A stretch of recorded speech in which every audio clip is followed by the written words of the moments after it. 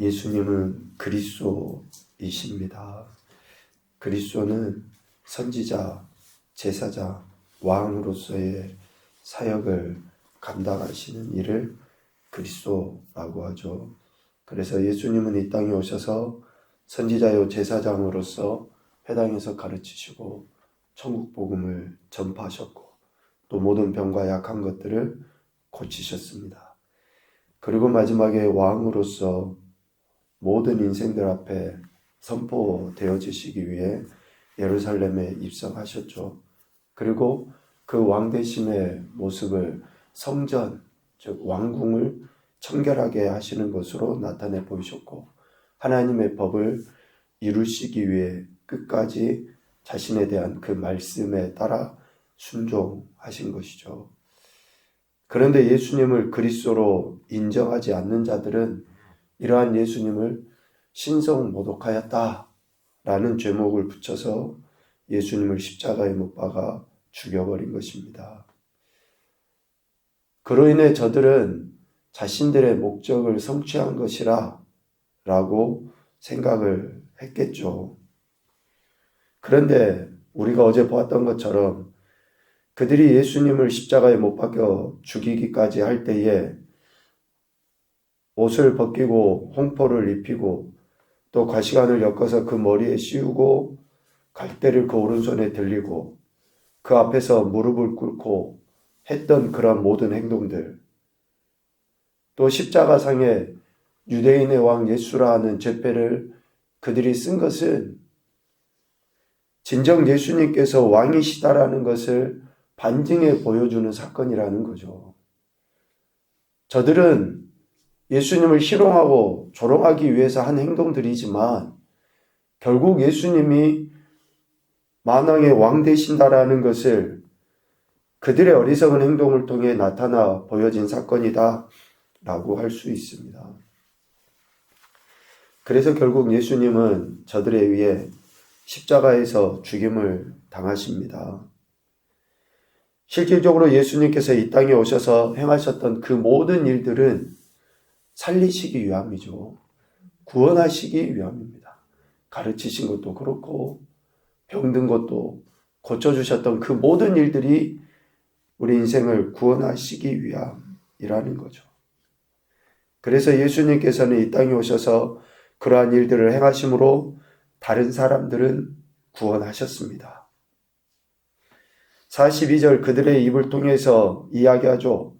그가 남은 구원하였으되 자기는 구원할 수 없도다 라고 예수님을 못 박았던 이들의 입술을 통해 예수님이 이 땅에 구원자로 오셨다라는 것을 분명하게 선포하게 하시는 거예요. 그러면서 또 다른 사람을 구원하셨음에도 불구하고 예수님은 자신을 십자가에 그대로 내어두심으로 인해서 십자가에서 죽임을 당하신 것이죠. 그 십자가에서 내려오실 수 없어서가 아닙니다. 힘이 기력이 다해서 못 내려오셨다? 아니죠. 대제사장들과 서기관들, 백성의 장로들 그리고 무리들이 조롱하듯이 지금 당장 십자가에서 내려오실 수 있죠. 그래서 지금 자신을 죽이려 하고 조롱하고 희롱하고 하는 그런 모든 이들 싹 쓸어버릴 수 있잖아요. 그러한 능력과 그런 권세를 가지신 분이 그리스도 예수이시죠. 그런데 그러한 능력을 갖고 계심에도 불구하고 그렇게 하지 않으신 거예요. 오히려 그 십자가상에서 46절에 이야기하는 것처럼 간절히 절규하시죠. 엘리 엘리 라마 사박다니.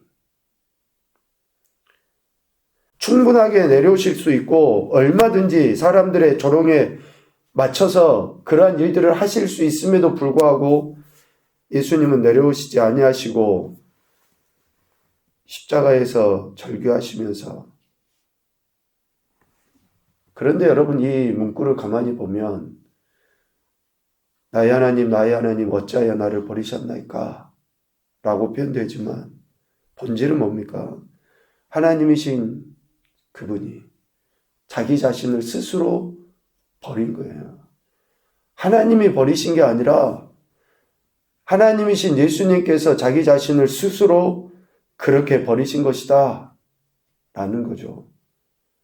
얼마든지 십자가에서 내려오실 수 있잖아요. 얼마든지 그들의 조롱에 맞춰서 할 수 있잖아요. 그런데도 끝까지 십자가에서 자기 자신을 버리셔버린 그 이유는 뭡니까? 오직 하나밖에 없습니다. 예수님을 통해 모든 인생을 사랑하시고 구원하려 하시는 그 하나님의 뜻을 이루시기 위해서 그 뜻 때문에 예수님께서는 자기 자신을 그렇게 버리신 거예요. 대제사장들과 백성의 장로들에 의해서 죽임당하셨다? 아닙니다. 힘이 없어서 십자가에 못 내려오셨다? 아닙니다. 철저하게 자기 자신을 버리셔야지만이 모든 인생을 구원하실 수 있으니까. 로마서 5장 8절 말씀하시죠. 우리가 아직 죄인 되었을 때에 그리스도께서 우리를 위하여 죽으심으로 하나님께서 우리에 대한 자기의 사랑을 확증하셨다.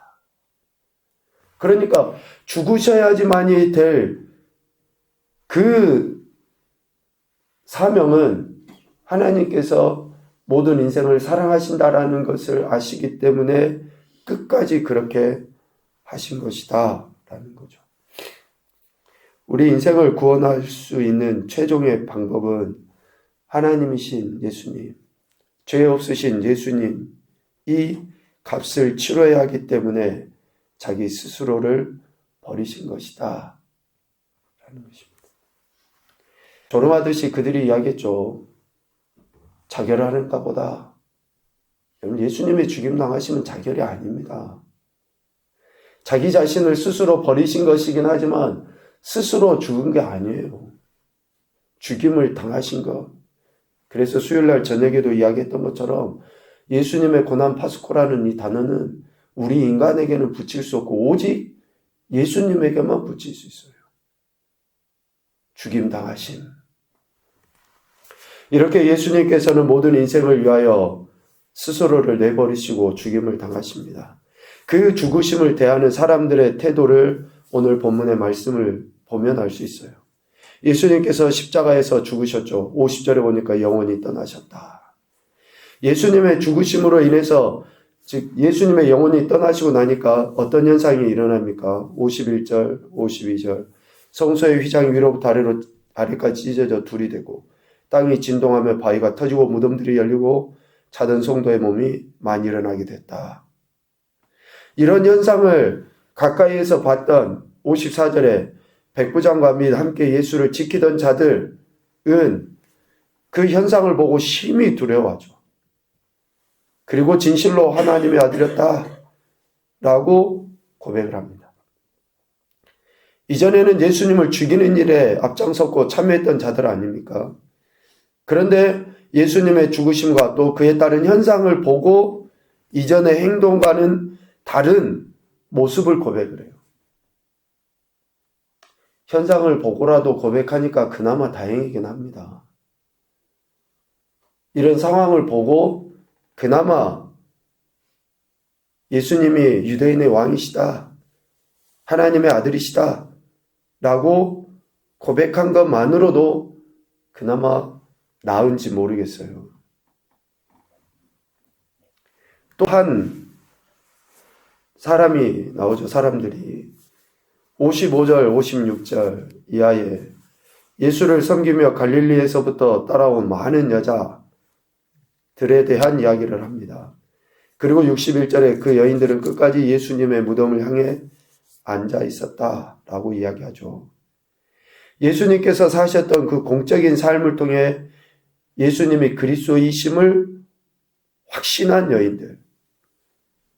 그러니까 예수님의 존재나 예수님의 사역 그 자체에 대해서 실질적으로 이 여인들은 처음부터 믿고 따랐던 거예요.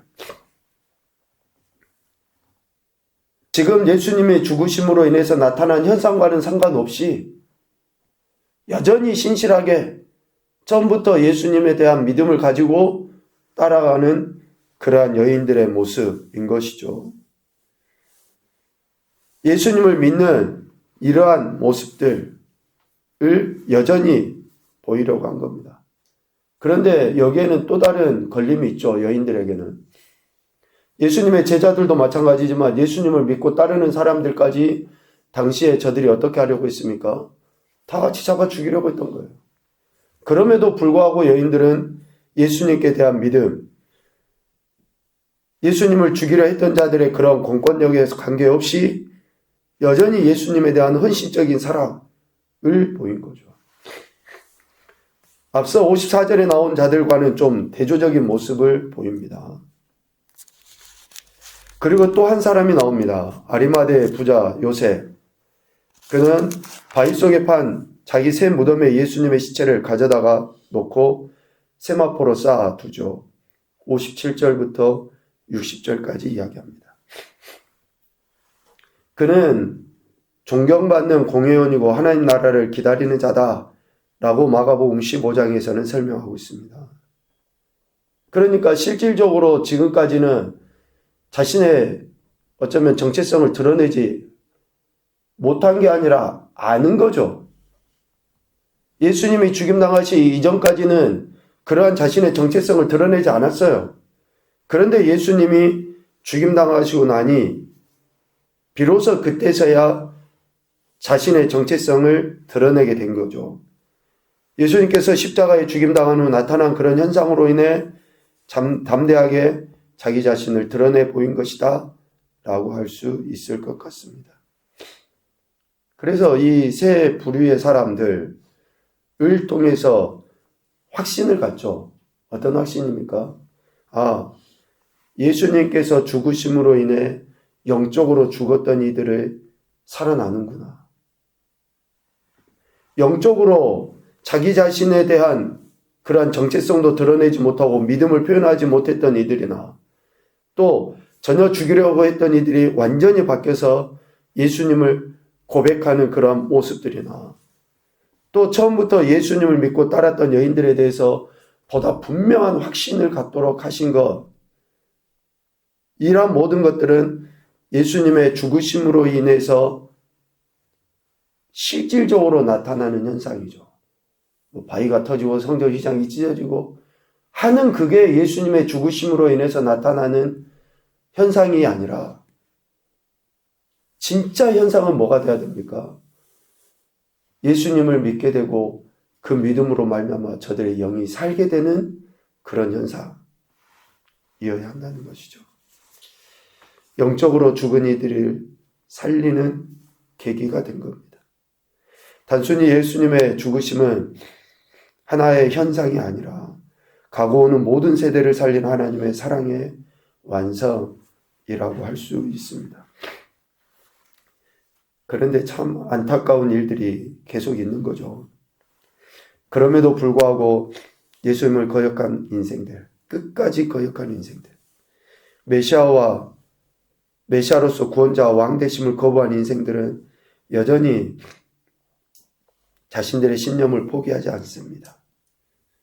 자기 소견에 오른 대로 살아가는 거죠. 자신들의 힘대로 살아보려고 하는 겁니다. 62절부터 66절까지. 우리가 이런 인생이 되지 않아야 되는데 그렇게 되지 말라는 법도 없습니다. 예수님에 대한 온전한 믿음을 고백하지 못한다 그러면 언제 우리도 이렇게 될지 모릅니다. 교훈입니다. 첫째, 예수님의 죽으심은